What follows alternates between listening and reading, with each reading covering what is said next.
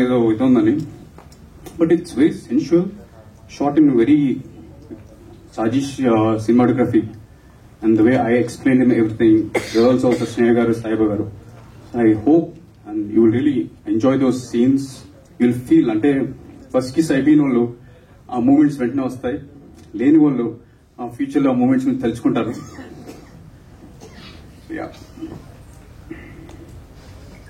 ఈ cinema promo start చేసినప్పటి నుంచి లిరికల్ వీడియోస్, టీజర్ అని చాలా మంది మంచి ఫీడ్బ్యాక్ ఇచ్చారు. అందులో కొంతమంది శ్రేయాభిలాషులు కూడా కొన్ని ఆన్ముత్యాలు లాంటి రాశారు సోషల్ మీడియాలో.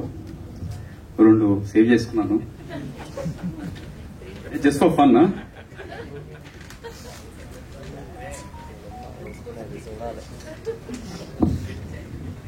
ఎవరు అక్కయ్య రాశారు, అదే just for fun.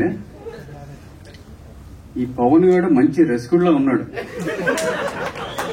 రసికుడు Tollywood global స్టార్లను తయారు చేస్తుంటే వీడు మన తెలుగు కల్చర్ ని భ్రష్టు పట్టిస్తున్నాడు.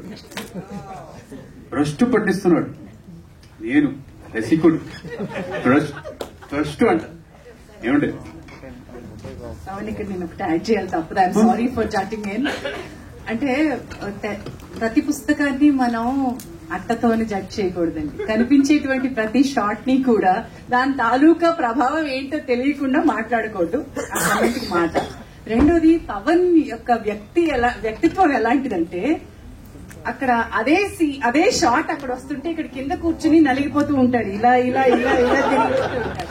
తన హీరోయిన్లని పేరు పెట్టి సాయిబా గారు, స్నేహ గారు, దివ్య గారు అని మాత్రమే పిలుస్తారు. ఆయనకి ఆడవాళ్ళంటే విపరీతమైన గౌరవం, రెస్పెక్ట్. ఈ రోజు తను డైరెక్టర్ గా చూపించాలనుకున్నటువంటి కొన్ని ఎమోషన్స్ ని తెరపై చూపించారే తప్ప భ్రష్టు పట్టించడానికి కాదు. ఐ